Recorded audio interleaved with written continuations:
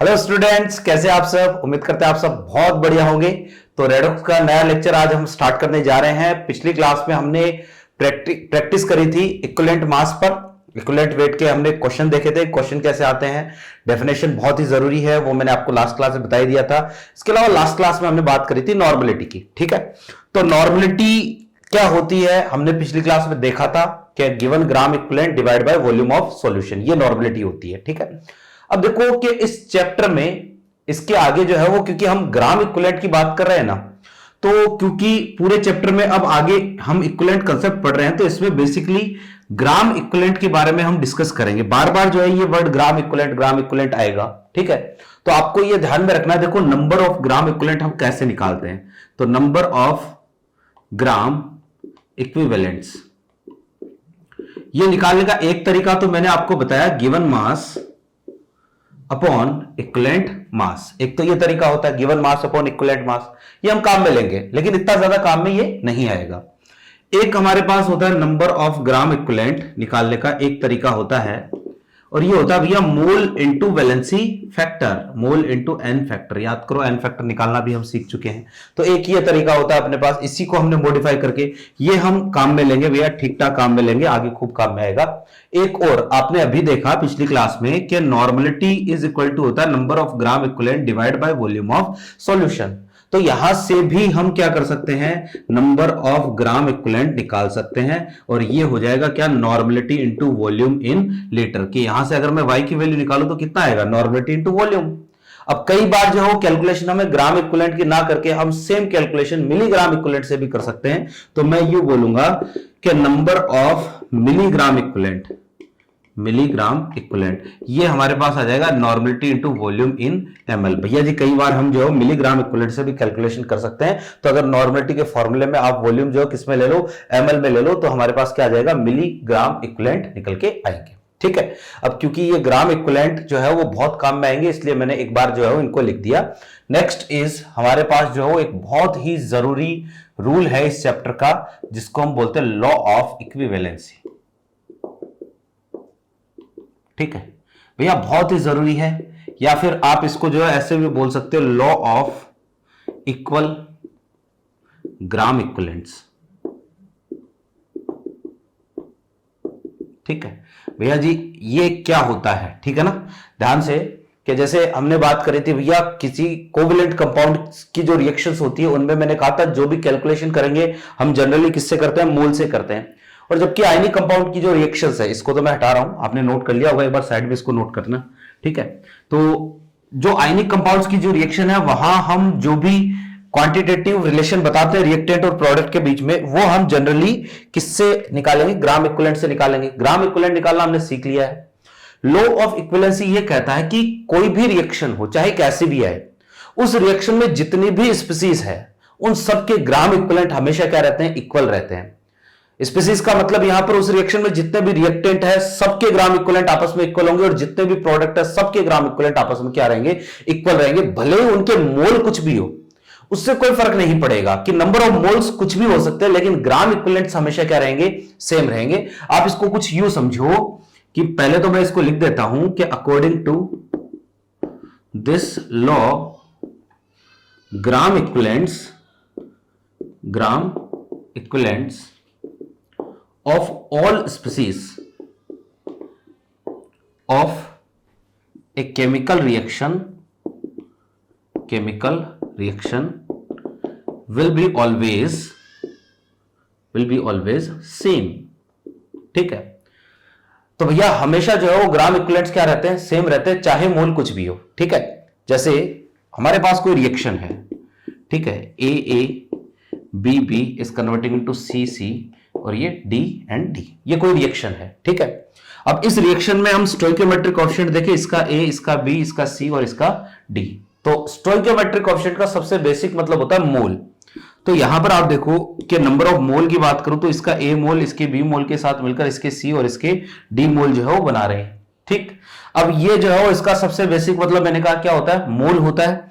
अब मोल से जो है वो हम ऐसे बोलेंगे कि भैया चाहे इनके मोल कुछ भी हो, कि इसके मोल जो है वो कितने, ए बी सी डी, मोल कुछ भी आ सकते हैं, लेकिन लॉ ऑफ इक्विवेलेंसी ये कहता है कि इनके ग्राम इक्विवेलेंट हमेशा क्या रहेंगे, सेम रहेंगे। मैं ये बोलूंगा कि gram equivalents of A this will be equal to gram equivalent of B this will be equal to gram equivalent of C this will be equal to gram equivalent of D. ठीक है, कि जितने भी species है सबके gram equivalent same रहेंगे। यहां पर आपको मोल गिवन है तो ग्राम इक्विवेलेंट निकालने का तरीका क्या रहेगा, मोल इनटू वैलेंसी फैक्टर। तो मैं लिखूंगा देखो number of moles of A into valency factor of A this will be equal to number of moles of B and this is valency factor of B, this will be equal to number of moles of C and valency factor of C, this will be equal to number of moles of D and this is valency factor of D। ये factor जो है वो सब में क्या रहेंगे, same रहेंगे। इसको बोलते हैं लॉ ऑफ ग्राम इक्विवेलेंट्स। एक एग्जांपल से समझते हैं, जनरल एग्जांपल से इसको समझते हैं, इसको आप नोट कर लें। तो मैं इसको मिटा रहा हूं कि जनरल एग्जांपल है, हमारे पास एक जनरल सी रिएक्शन है, हम चेक करते हैं कि क्या वास्तव में ऐसा होता है या नहीं होता। देखिएगा जरा कि कोई भी हमारे पास रिएक्शन है, ठीक है, जैसे एक जनरल रिएक्शन है भैया H2SO4 plus 2NaOH is converting into Na2SO4 और साथ में 2H2। This is a general chemical reaction. ठीक है, अब यहां पर आप देखो कि अगर मैं स्टोइकियोमेट्रिक कोएफिशिएंट की बात करूं तो इसका कितना 1, इसका 2, इसका 1, इसका 2। और स्टोइकियोमेट्रिक कोएफिशिएंट का सबसे जनरल बेसिक मतलब होता है mole. 1 mole of H2SO4 is reacting with 2 mole of NaOH to give 1 mole of Na2SO4 and 2 mole of H2। Clear है बात। तो यहां पर देखो कि मोल तो हमारे पास है, ग्राम इक्विवेलेंट हम निकालते हैं। तो ग्राम इक्विवेलेंट निकालने का यहां तरीका रहेगा क्या, मोल इंटू एन फैक्टर। ठीक है, अब देखो कि इसके मोल तो है कितने 1, मुझे इस रिएक्शन में बता दो H2SO4 का वैलेंसी फैक्टर या एन फैक्टर कितना है। तो इस रिएक्शन में क्योंकि ये 2H+ रिलीज कर रहा है इसलिए वैलेंसी फैक्टर 2, ग्राम इक्विवेलेंट कितने आए 2। यहां देखो इसके मोल कितने हैं 2, NaOH जो है वो कितना वैलेंसी फैक्टर कितना है 1, तो यहां पर जो इसके ग्राम इक्विवेलेंट कितने आए 2। यहां पर देखो इसका मोल है 1 और इसका वैलेंसी फैक्टर कितना 2, तो ग्राम इक्विवेलेंट कितने आएंगे 2।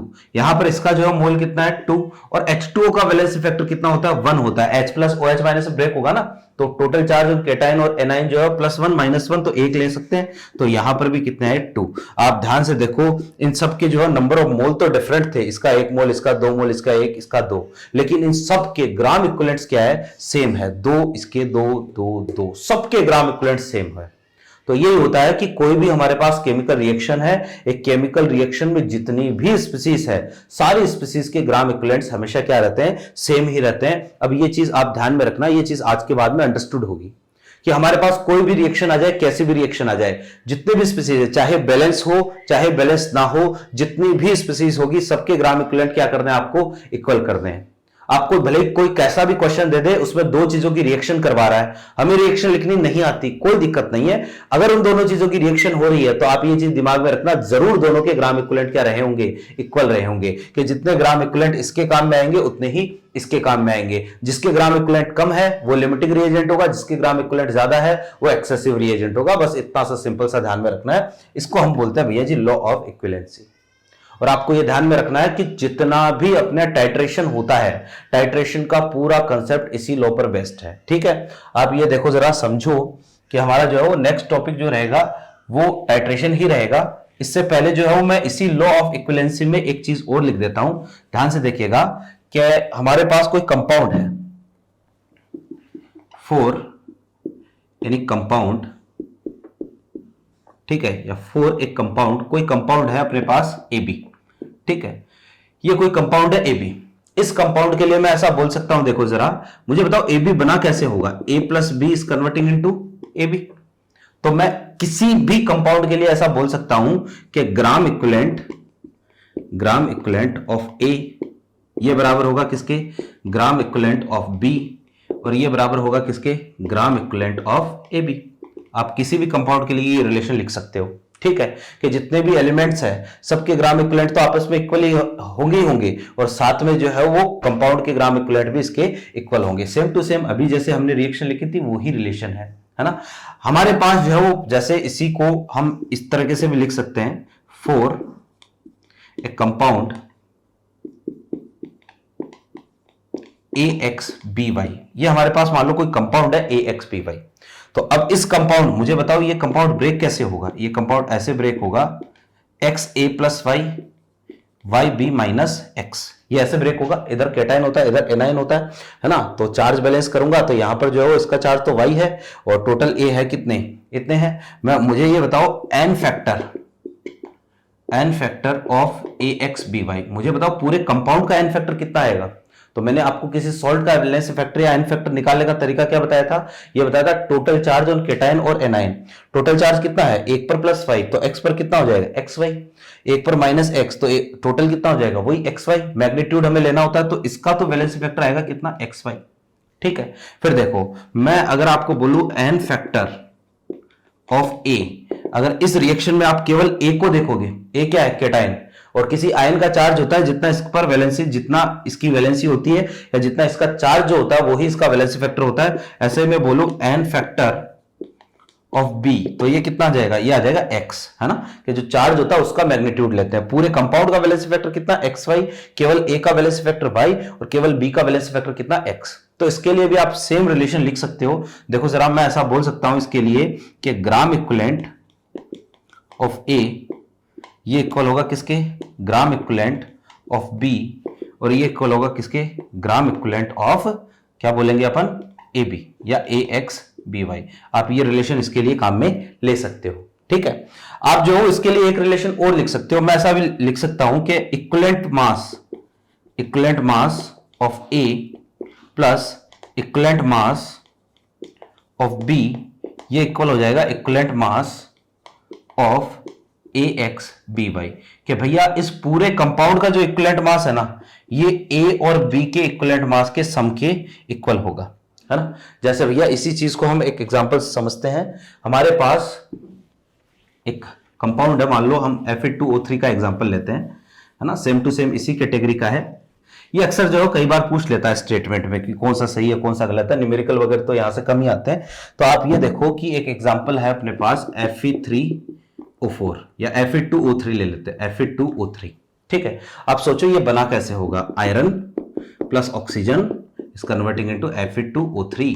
रिएक्शन को बैलेंस कर लेते हैं। हालांकि बैलेंस हो चाहे ना हो उससे कोई फर्क नहीं पड़ेगा। मैं इस कंपाउंड के लिए ऐसे बोल सकता हूं कि इक्विवेलेंट मास ऑफ Fe2O3 ये इक्वल होगा इक्विवेलेंट मास ऑफ Fe, ठीक है, plus equivalent mass of oxygen. मैं ऐसा बोल सकता हूं। देखो कैसे, आप इसको ब्रेक करो, है ना, क्या बनेगा? 2Fe plus 3O minus 2। मुझे बताओ इसका एन फैक्टर कितना आएगा?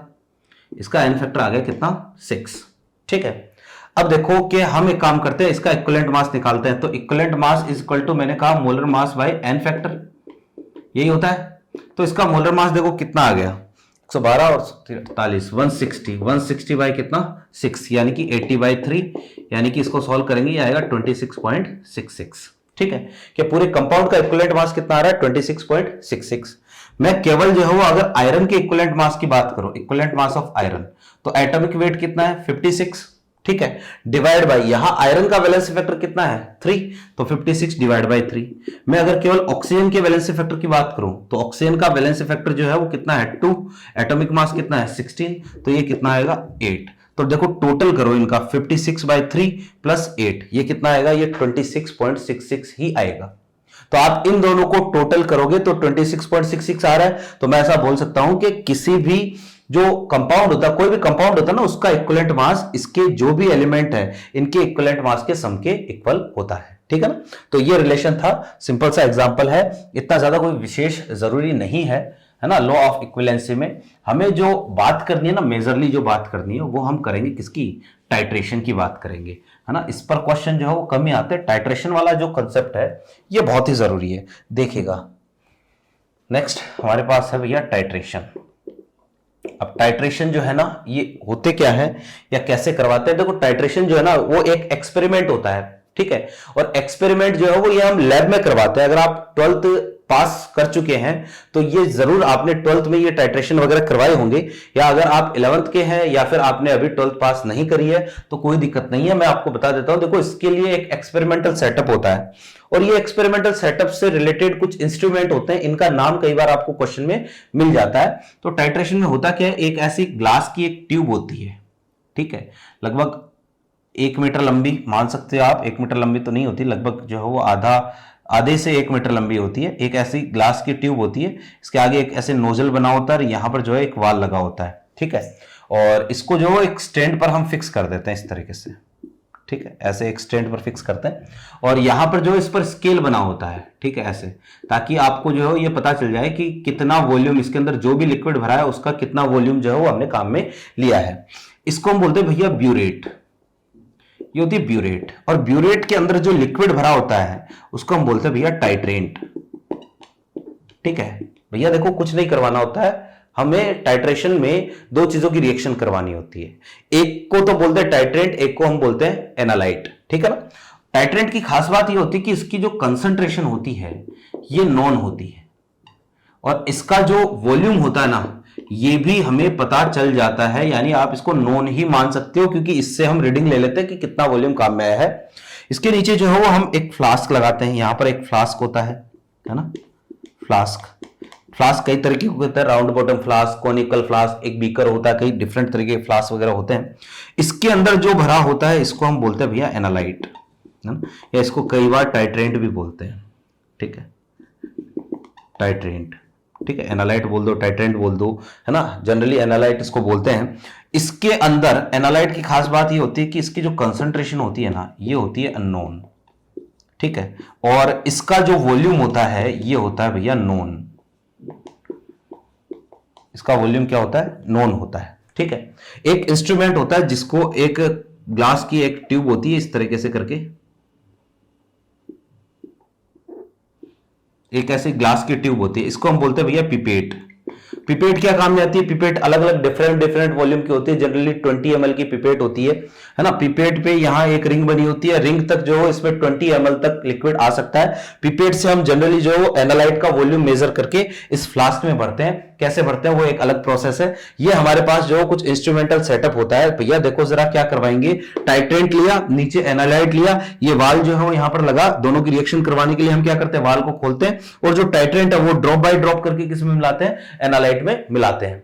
अब धीरे धीरे एनालाइट में मिलाओगे और थोड़ा बहुत इसमें जो कई बार हमें इंडिकेटर ऐड करना पड़ता है, इंडिकेटर। अब इंडिकेटर क्या करता है, इंडिकेटर जो है वो आपको ये बताता है कि नीचे रखा एनालाइट पूरा खत्म हो चुका है, और पूरा खत्म हो चुका है तो आप वाल बंद कर दो। आप जो है ये बंद कर दोगे तो आपको पता चल जाएगा कि इतना टाइट्रेंट काम में आया है। फिर आपको करना क्या होगा, आपको ये जो अननोन कंसंट्रेशन है ना ये बतानी होगी, ठीक है। ये अननोन कंसंट्रेशन आपको बतानी होगी, दिस इज टाइट्रेशन सेटअप। ये सिंपल सा काम है टाइट्रेशन के बारे में। अब भाई हमें तो जो है यहां पर जो भी टाइट्रेशन पूछेगा, क्योंकि ये एक एक्सपेरिमेंटल चीज होती है, पूरी प्रैक्टिकल चीज है, लेकिन भैया हमें तो लैब में प्रैक्टिकल करने जाना नहीं है, क्वेश्चन तो पेपर में ही आना है, हमें तो सारा प्रैक्टिकल भी ऑन पेपर ही करना है। तो आपको केवल इतना ध्यान में रखना भैया इसका कंसेप्ट क्या होता है टाइट्रेशन का। कॉन्सेप्ट ये होता है कि एट एंड पॉइंट, एक तो होता है एंड पॉइंट, एक होता है इक्विवेलेंस पॉइंट, दोनों में थोड़ा सा डिफरेंस होता है, ठीक है ना। अभी हम जो है दोनों को एक ही मान के चल रहे हैं कि दोनों मान लो एक ही है, एट इक्विवेलेंस पॉइंट, क्योंकि कोई ज्यादा डिफरेंस नहीं आएगा, आंसर में कोई डिफरेंस नहीं आएगा, लेकिन टेक्निकली इन दोनों में क्या होता है, डिफरेंस होता है। आप ये समझो कि एंड पॉइंट होता क्या है कि मान लो यहां पर आपने कोई एनालाइट लिया, एनालाइट कुछ भी हो सकता है, देखो या तो हम रिएक्शन एसिड और बेस की करवा सकते हैं, एक तरफ एसिड ले लो एक तरफ बेस ले लो, या इधर बेस इधर एसिड ले लो, या फिर आप रिएक्शन OA और RA की करवा सकते हो, एक तरफ OA ले लो एक तरफ RA ले लो, या इधर RA इधर OA ले लो। तो हम जो है वो देखो या तो टाइट्रेशन पढ़ेंगे एसिड बेस, या हम पढ़ेंगे रेडॉक्स टाइट्रेशन। रेडॉक्स टाइट्रेशन में रिएक्शन करवाएंगे किसकी, आप OA और RA की रिएक्शन करवाओगे। एसिड बेस टाइट्रेशन में हम एसिड और बेस की रिएक्शन करवाएंगे। तो यहां पर बेसिकली क्या होगा, मान लो एक तरफ एसिड है, मान लो यहां NaOH, या हमने जो है वो HCl भर रखा है, यहां NaOH भर रखा है। अब NaOH का जो है वो कितना न्यूट्रलाइज हो गया, NaOH जो धीरे धीरे आप HCl मिला रहे हो, धीरे धीरे HCl मिला रहे हो, तो भैया इस NaOH को कंप्लीटली न्यूट्रलाइज करने के लिए कितना वॉल्यूम HCl का काम में आएगा, हमें ये चेक करना होता है। तो धीरे धीरे आप देखोगे ड्रॉप बाय ड्रॉप HCl मिलाते जाओगे, नीचे रखा NaOH क्या हो गया, धीरे धीरे क्या हो रहा है, न्यूट्रलाइज हो रहा है। और एक पॉइंट ऐसा आएगा जब ये पूरा न्यूट्रलाइज हो जाएगा तो मैं इसको क्या कर दूंगा, बंद कर दूंगा। जब ये नीचे रखा एनालाइट कंप्लीटली पूरा न्यूट्रलाइज हो जाए, या पूरा रिएक्ट कर चुका है, या पूरा खत्म हो चुका है, या उसी पॉइंट को हम क्या बोलते हैं, एंड पॉइंट बोलते हैं। तो एंड पॉइंट पर, एंड पॉइंट आते आते आपने इसमें इतना सफिशिएंट HCl मिला दिया है कि भैया ये भी पूरा खत्म हुआ, और जो नीचे HCl आया वो भी पूरा क्या हो चुका है, खत्म हो चुका है, क्योंकि हमने HCl मिलाना तो बंद कर दिया। तो होता है ये एंड पॉइंट पर ये दोनों के दोनों लिमिटिंग रिएजेंट होते हैं। एनालाइट भी लिमिटिंग रिएजेंट होता है और टाइट्रेट भी लिमिटिंग रिएजेंट होता है। और एंड पॉइंट के बाद में लगातार अगर आप अभी भी HCl मिलाना जारी रख रहे हो तो नीचे रखा NaOH तो पूरा खत्म हो चुका ऑलरेडी। अब नीचे अमाउंट किसका ज्यादा है, HCl ज्यादा है, एक्सेस में है, NaOH तो खत्म हो चुका है, इसलिए वो क्या है, लिमिटिंग रिएजेंट। तो देखो जरा कि बिफोर एंड पॉइंट से पहले आपने यहां से HCl कम मिलाया है, NaOH ज्यादा है, तो मैं बोलूंगा एनालाइट है ना, जो बिफोर एंड पॉइंट जो टाइट्रेंट होगा वो क्या होगा, वो लिमिटिंग रिएजेंट होगा। Before end point titrant will be limiting reagent, क्योंकि हमने टाइट्रेंट कम मिलाया है। At end point both titrant and analyte will be limiting reagent, ठीक है। और आफ्टर एंड पॉइंट, अब भैया एंड पॉइंट आ गया, फिर भी आपने जो वाल चालू रखा, एक एक करके जो है ड्रॉप बाय ड्रॉप करके आप टाइट्रेट मिलाते जा रहे हो, इसका मतलब यह है कि आफ्टर एंड पॉइंट जो है वो analyte will be limiting reagent. ये तो पूरा खत्म हो गया, ये लिमिटिंग रिएजेंट है, ये क्या हो जाएगा, एक्सेस में हो जाएगा। तो हमें तो केवल एंड पॉइंट का कंसेप्ट ध्यान में रखना है। एट एंड पॉइंट मैं ये बोलूंगा कि भैया gram equivalents of titrant will becomes equal to gram equivalents of analyte, ठीक है। दोनों की ग्राम इक्विवेलेंट क्या हो जाएंगे, इक्वल हो जाएंगे, बस इतना सा कंसेप्ट है। या फिर इसको मैं ऐसा भी बोल सकता हूं, आप देखो जरा कि भैया जी milligram equivalent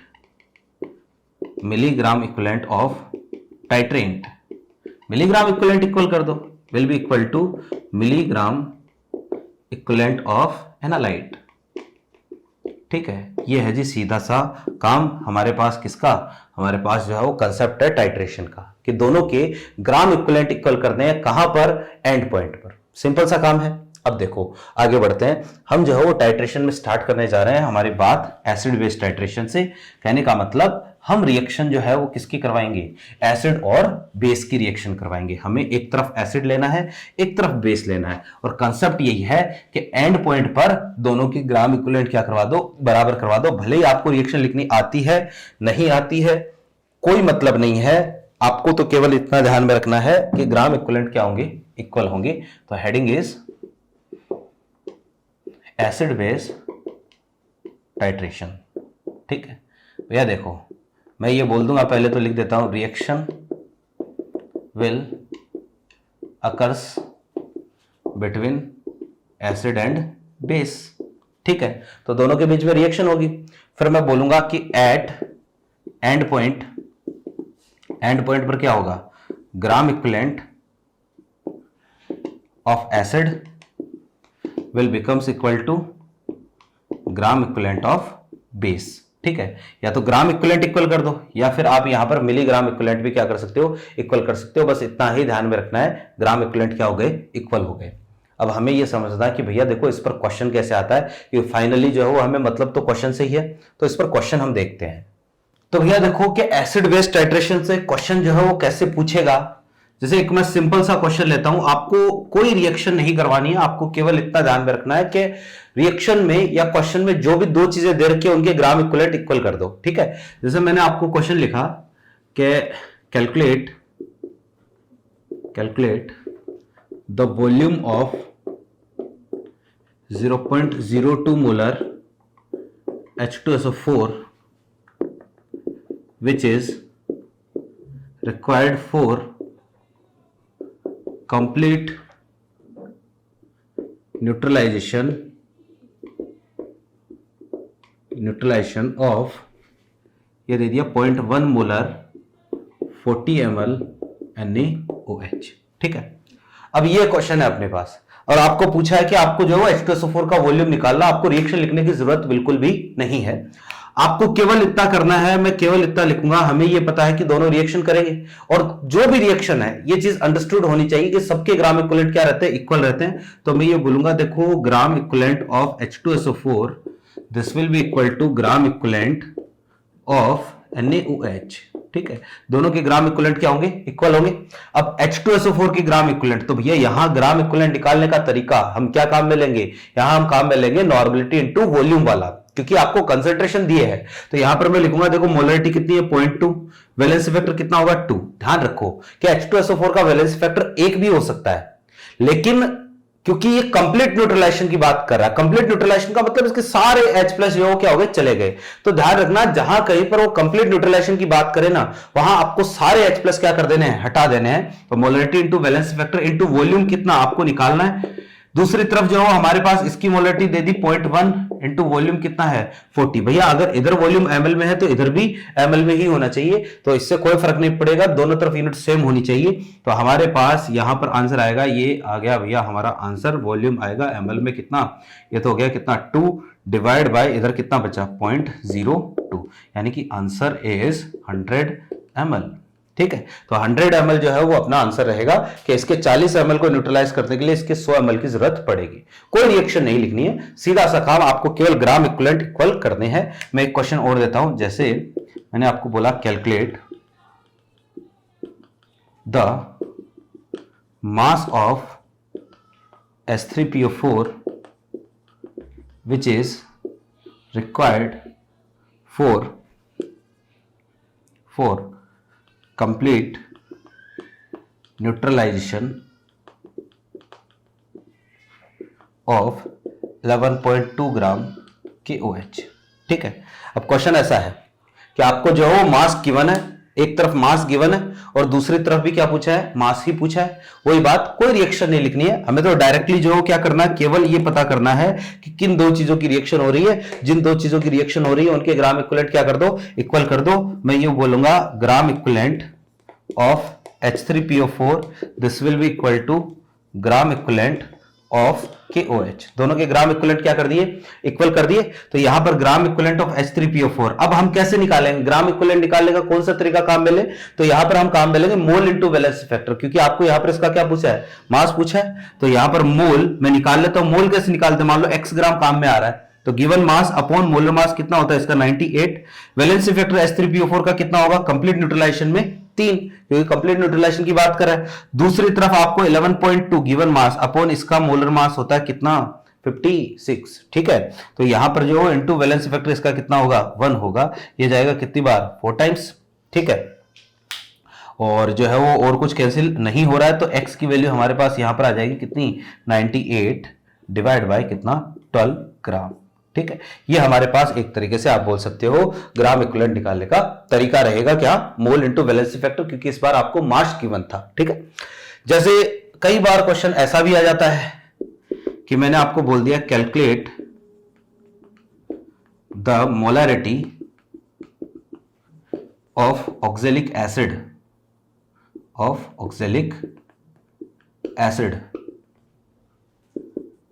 which is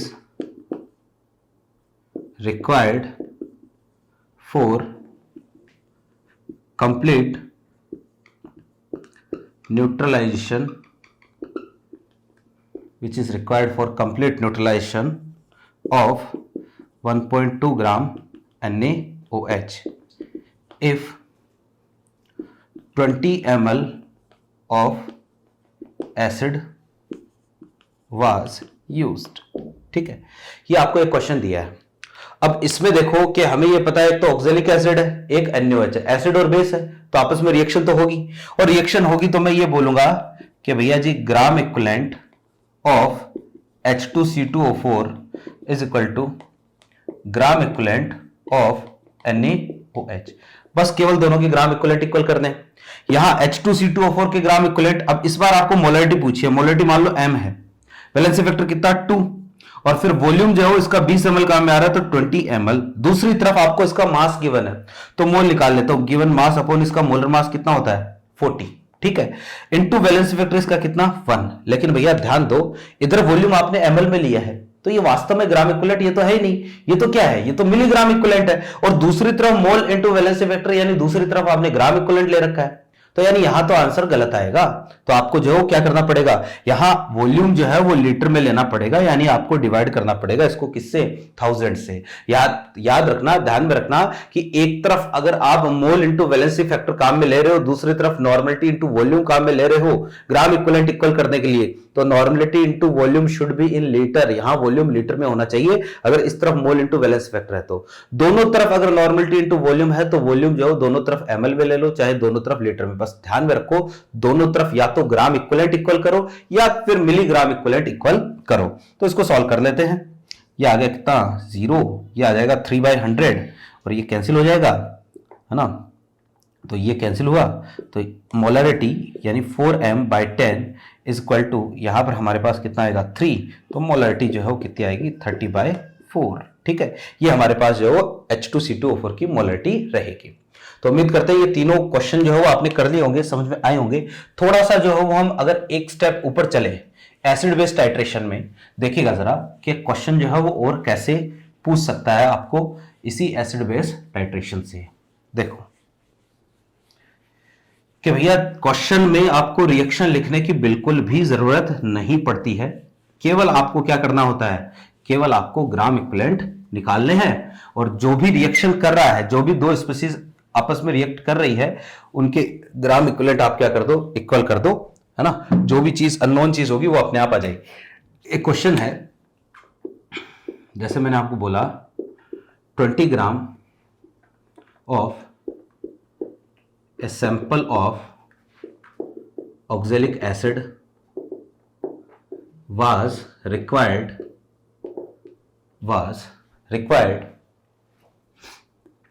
50 ml of 0.2 molar BaOH2 for complete neutralization। ठीक है, फिर आपको बोल दिया calculate the percentage purity of sample. ठीक है, कि आपको ये पूछा है कि सैंपल की परसेंटेज प्योरिटी क्या होगी। अब आप यूं सोचो कि हमारे पास 20 ग्राम का एक सैंपल है ऑक्जेलिक एसिड का, 20 ग्राम का सैंपल है, 20 ग्राम में पूरा का पूरा ऑक्जेलिक एसिड नहीं है, उसमें से कुछ तो ऑक्जेलिक एसिड और कुछ जो है वो क्या है, इंप्योरिटीज है। और आपको ये ध्यान में रखना है कि किसी भी रिएक्शन में केवल और केवल जो है कौन पार्टिसिपेट करता है, जो प्योर रिएक्टेंट होगा ना वो ही पार्टिसिपेट करती है। हम यहां ये मान के चलते हैं कि इंप्योरिटी जो है वो कभी भी रिएक्शन में पार्टिसिपेट नहीं करती है। मेरी बात शायद समझ में आ रही होगी कि इंप्योरिटीज तो रिएक्शन में पार्टिसिपेट करेगी नहीं। इस 20 ग्राम में जो है वो जितना ऑक्जेलिक एसिड होगा केवल वो ही पार्टिसिपेट करेगा। तो अगर आपको परसेंटेज प्योरिटी बतानी है कि भाई हमारा सैंपल जो है वो कितना परसेंट प्योर है, तो आपको यह पता करना पड़ेगा इस 20 में से ऑक्जेलिक एसिड कितना है। तो परसेंटेज कैसे निकालूंगा, फिर नीचे तो आ जाएगा क्या, total mass of sample which is 20 ग्राम। ठीक है, ऊपर क्या आ जाएगा, एक्चुअल मास ऑफ रिएक्टेंट के जिसके लिए हम चेक कर रहे हैं कि ऑक्जेलिक एसिड के लिए चेक कर रहे हैं, तो actual mass of reactant in sample. ठीक है ना, actual mass of reactant in sample, और ये इसको इनटू कर दो कितने से, 100 से, ये हमारे पास परसेंटेज प्योरिटी आ जाएगी। तो हमारा मोटिव ये है कि भैया ये तो गिवन है टोटल मास ऑफ सैंपल, हमें क्या करना है, एक्चुअल मास ऑफ रिएक्टेंट जो है यहां पर निकालना है। याद करो परसेंटेज प्योरिटी जो मोल कंसेप्ट में हमने सीखी थी, ठीक है ना। तो यहां पर जो है मैं एक काम करता हूं, मैं तो वही कंसेप्ट वही है क्या, कि gram equivalent of H2C2O4 will be equal to gram equivalent of BaOH2। बस केवल और केवल आपको दोनों के ग्राम इक्विवेलेंट क्या करने हैं, इक्वल करने हैं। दोनों के ग्राम इक्विवेलेंट इक्वल करूंगा तो देखो जरा कि इसके ग्राम इक्विवेलेंट जो है वो हमारे पास कितने आएंगे। तो मान लो कि उस सैंपल में जो x ग्राम किसका है, H2C2O4 का, क्योंकि सैंपल में केवल ऑक्जेलिक एसिड ही रिएक्शन करेगा। मान लो सैंपल में x ग्राम ऑक्जेलिक एसिड है, तो x given mass upon molar mass into volume, ये तो हो गया मोल इनटू वैलेंसी फैक्टर कितना 2। दूसरी तरफ जो है वो हमारे पास आपको दिया मोलरिटी इज 0.2, इसका वैलेंसी फैक्टर होता है 2 इनटू वॉल्यूम इसका कितना है 50 ml है। मैंने अभी कहा एक तरफ अगर मोल इनटू वैलेंसी फैक्टर काम में ले रहे हो तो दूसरी तरफ ये होना चाहिए किसमें, लीटर में होना चाहिए। ये हमने इसको कन्वर्ट कर दिया किसमें, लीटर में। ये 100 क्या हो गया, कैंसिल हो गया, ये कैंसिल हो गया, तो ये जो है वो भी कैंसिल हो गया, कितना 0.1, x इक्वल टू आ गया 0.9 ग्राम। ये लो जी, कहने का मतलब यह है कि जो सैंपल है ना 20 ग्राम का, उसमें केवल 0.9 ग्राम ही ऑक्जेलिक एसिड है, बाकी जो 19.1 ग्राम क्या है, कचरा है, बाकी सारी बेकार की चीज है। तो मैं बोलूंगा परसेंटेज प्योरिटी मैं कैसे निकालूंगा भैया, टोटल मास तो है 20, इसमें जो केवल 0.9 ग्राम क्या है ऑक्जेलिक एसिड है, मल्टीप्लाई बाय 100, ये 5 टाइम्स कितना आएगा 4.5%। यानी कि हमारा सैंपल जो है ना वो केवल 4.5% प्योर है। जितना भी सैंपल है उसमें काम की चीज केवल 4.5 है, बाकी सब क्या है, कचरा है, बेकार है, उससे हमें कोई मतलब नहीं है। ठीक है ना। तो ये परसेंटेज प्योरिटी से रिलेट करके भी क्वेश्चन आपको मिल सकता है। अगेन मैं बोलूंगा कि भैया टाइट्रेशन का कोई भी क्वेश्चन हो, कोई भी कैसा भी क्वेश्चन आ जाए, आपको केवल और केवल जो भी दो चीजें दे रखी है उनके ग्राम इक्विवेलेंट क्या करने हैं, इक्वल करने हैं। ग्राम इक्विवेलेंट कंसेप्ट बहुत ही आसान सा कंसेप्ट होता है। एक और क्वेश्चन यहां पर हम लेते हैं, देखिएगा जरा, मिक्सचर का क्वेश्चन लेते हैं। जैसे कोई आपको ये बोल दिया calculate the volume of 0.01 molar H2SO4 which is required for complete neutralization, ठीक है, which is required for complete neutralization of a mixture of 0.2 molar 100 ml NaOH, 0.1 molar 200 ml BaOH2 and 0.1 molar 100 ml KOH। ठीक है, क्या आपको ये question दिया है और इसमें आपको ये बोला है कि calculate the volume of 0.01 molar H2SO4। आपको 0.01 मोलर H2SO4 का वॉल्यूम पूछा है ना। और अब ये मिक्सचर है, यानी H2SO4 की रिएक्शन हम मिक्सचर के साथ करवा रहे हैं। मिक्सचर में हमारे पास तीन चीजें हैं और मिक्सचर में क्या क्या है, मिक्सचर में हमारे पास तीनों के तीनों बेस है। आपको तो कुछ नहीं करना, आपको इतना करना है जितने भी H2SO4 के ग्राम इक्विवेलेंट है उनको इक्वल कर दो जितने भी बेस के ग्राम इक्विवेलेंट है ना उन सबके। यानी मैं ऐसा करूंगा इसमें कि भाई gram equivalent of H2SO4 this will be equal to gram equivalent of mixture. ठीक है, यानी मैं ऐसा बोल सकता हूं, देखो y gram equivalent of H2SO4, gram equivalent y से इंडिकेट करते हैं, ये इक्वल होगा। अब मिक्सचर में क्या क्या है, मिक्सचर में NaOH, तो ग्राम equivalent of NaOH plus gram equivalent of BaOH2 plus gram equivalent of KOH, तीनों के ग्राम इक्विवेलेंट के क्या कर दो, सम के इक्वल कर दो। अब इसके ग्राम इक्विवेलेंट NaOH का वॉल्यूम H2SO4 का वॉल्यूम की बात कर रहा है, तो मोलरिटी है 0.01 into valency factor 2 into volume आपको पूछा है। भैया अगर इधर ml में वॉल्यूम ले रहा हूं तो इनमें भी ml में ही होना चाहिए। तो यहां पर NaOH में तो कितना आएगा 0.2 इंटू कितना, वैलेंसी फैक्टर इज 1 और ये 100 प्लस BaOH2 में कितना आएगा 0.1 into valency factor 2, volume is 200। यहां पर कितना आएगा 0.1 into valency factor 1, volume is 100। देखो जरा टोटल कितना आता है, यहां से कितना है ये 20, दिस विल बी 40, ठीक है, एंड दिस विल बी 10 और इधर टोटल कितना आ गया 0.02 इंटू VmL। तो वॉल्यूम निकल के आ गया हमारे पास 20 60 70 बाय 0.02। तो ये हमारे पास आ जाएगा कितना 35 इंटू कितना आ जाएगा 100, 3500 ml। ये लो जी, ठीक है। तो ये वॉल्यूम चाहिए आपको अगर इस पूरे एंटायर मिक्सचर को 0.01 मोलर H2SO4 से कंप्लीटली न्यूट्रलाइज करना है तो भैया जी हमें मिक्सचर में इतना वॉल्यूम H2SO4 का चाहिए होगा। मैं उम्मीद करता हूं ये क्वेश्चन आपके समझ में आया होगा। थोड़ा सा एक लेवल हम और ऊपर बढ़ते हैं, क्वेश्चन जो है वो हम एक और मिक्सचर पर देखते हैं। देखो जरा मिक्सचर पर और कैसे क्वेश्चन बन सकता है ना। बहुत ही आसान सा काम है, केवल और केवल आपको क्या करना है, ग्राम इक्विवेलेंट इक्वल करने हैं। देखो जी मिक्सचर का केस है और आपको यहां पर जो है वो इसको सॉल्व करना है। क्वेश्चन को देखो, question is 10 gram of a mixture of Na2CO3 and NaHCO3, ठीक है, रिक्वायर्ड ये मैंने आपको दे दिया 100 ml of 1.8 molar HCl for complete neutralisation, ठीक है। 10 gram of a mixture of Na2CO3 and NaHCO3 required 100 ml of 0.1 molar HCl for complete neutralisation, ठीक है। Then calculate the mass of Na2CO3 and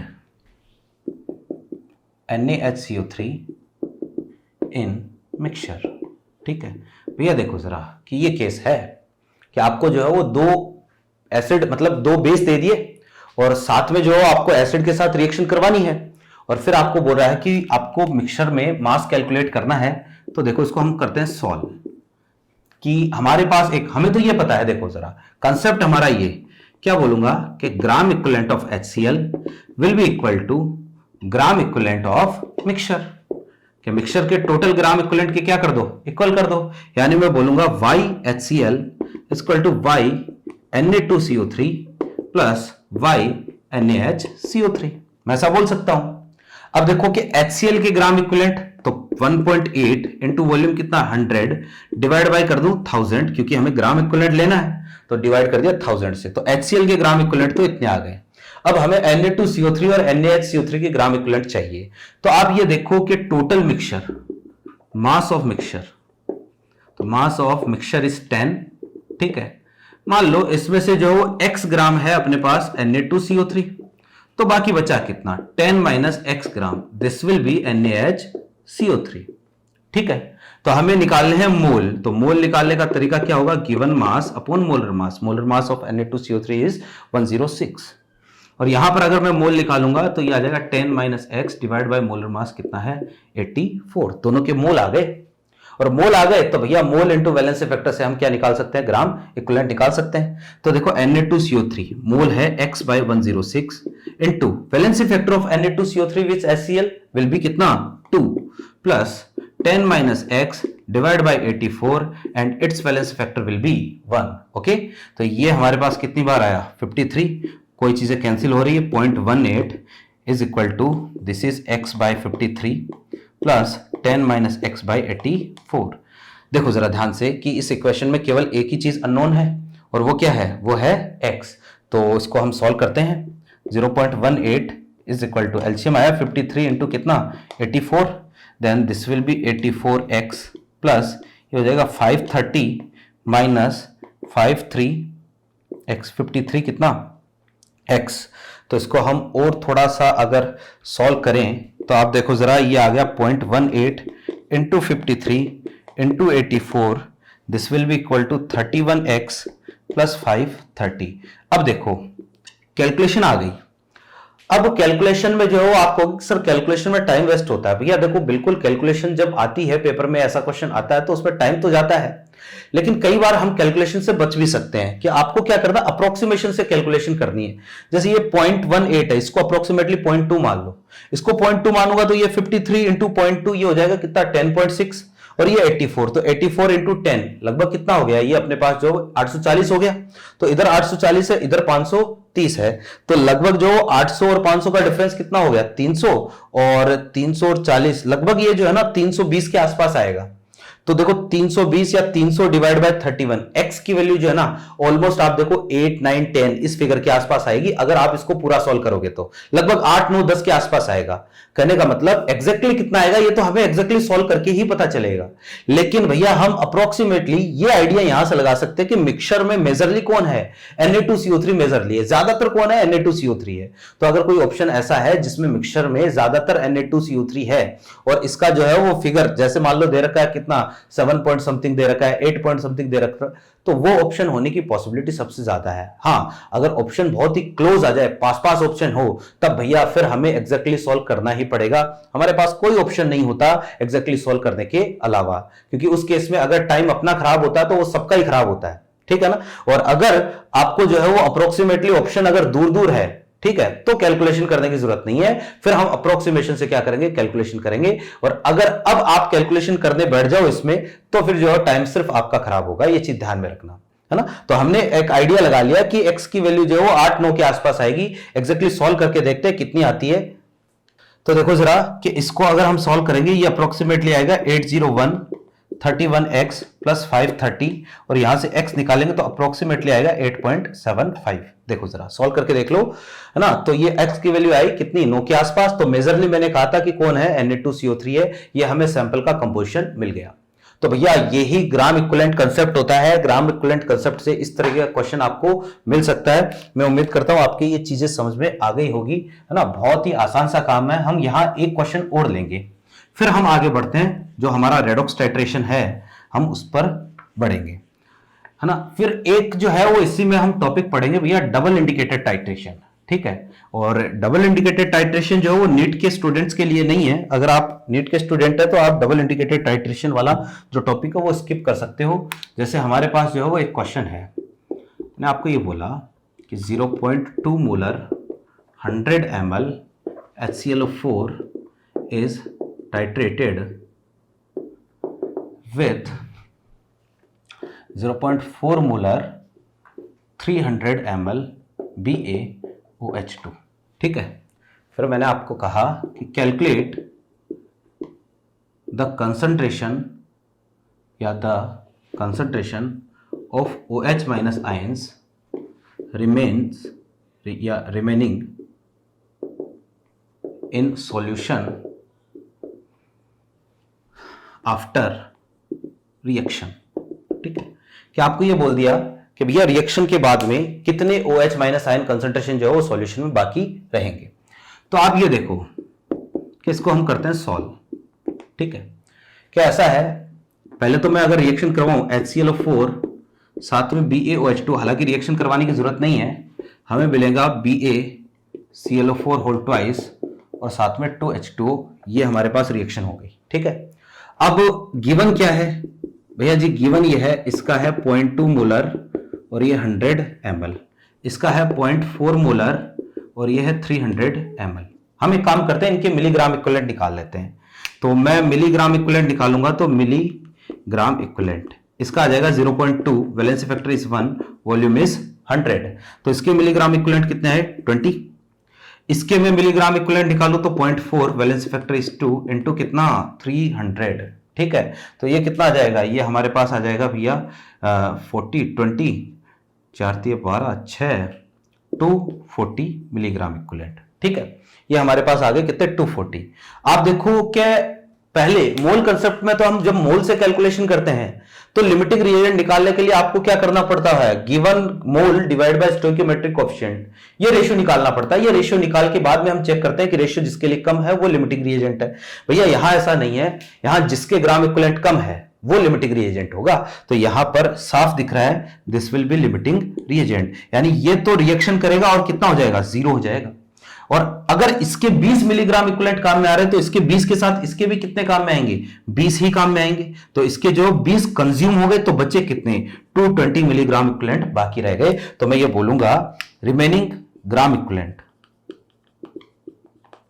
remaining milligram equivalent of BaOH2, इसके कितने milligram equivalent बाकी रह गए solution में 220, ठीक है। अब भैया ये हमारे पास मिलीग्राम इक्विवेलेंट है किसके BaOH2 के। तो जितने मिलीग्राम इक्विवेलेंट, एक कंसेप्ट मैंने आपको बताया था कि जितने मिलीग्राम इक्विवेलेंट बेरियम के होंगे उतने ही मिलीग्राम इक्विवेलेंट किसके होंगे OH के। तो मैं ये बोलूंगा कि milligram equivalent of OH minus इसके कितने आ गए 220 आ गए। अब आपको तो क्या बतानी है कंसंट्रेशन, तो भैया कंसंट्रेशन होती है क्या मोलैरिटी, है ना, या मिलीग्राम इक्विवेलेंट कैसे निकालते हैं नॉर्मलिटी इनटू वॉल्यूम। तो normality molarity into valency factor 1, और मुझे बता दो टोटल वॉल्यूम कितना हो जाएगा, टोटल वॉल्यूम हो जाएगा कितना 400 इज इक्वल टू कितना आएगा 220, ये कैंसिल हो गया तो मोलैरिटी आई कितनी 22 डिवाइड बाय कितना 40, ठीक है। तो ये हमारे पास आंसर आएगा कि फाइनल सॉल्यूशन में OH माइनस की मोलैरिटी कितनी होगी, इतनी होगी। तो इस तरीके से देखो अलग अलग तरीके के जितने भी क्वेश्चन बनते थे, जितने भी केस बनते थे, मैंने सारे आपको वो बता दिए किसमें एसिड बेस टाइट्रेशन में। इसके अलावा और कोई जो है केस एसिड बेस टाइट्रेशन में नहीं बनता है। मैं उम्मीद करता हूं ये क्लास जो है वो आपके बहुत अच्छे से समझ में आई होगी। हमने इस पर जो है खूब अलग अलग तरह के क्वेश्चन भी किए। अब आपके पास जो भी आप जिस भी कोचिंग को फॉलो कर रहे हो, जिस भी कोचिंग का मटेरियल है, उस कोचिंग में आप जो है उसका मटेरियल सॉल्व करने की कोशिश करें, देखें कि क्वेश्चन जो कैसे बनते हैं, किस तरह की फ्रेमिंग क्वेश्चन की दे रखी है। उम्मीद करता हूँ क्लास बहुत ही अच्छी गई होगी। इसके आगे नेक्स्ट क्लास में हम चैप्टर को खत्म करेंगे, रेडॉक्स टाइट्रेशन पढ़ेंगे। ध्यान रखो कि रेडॉक्स पर भी ठीक वैसे ही क्वेश्चन बनेंगे जैसे एसिड बेस टाइट्रेशन बन रहे हैं, रेडॉक्स टाइट्रेशन पर वैसे ही क्वेश्चन बनते हैं। तो मिलते हैं हम अगली क्लास में। Thank you.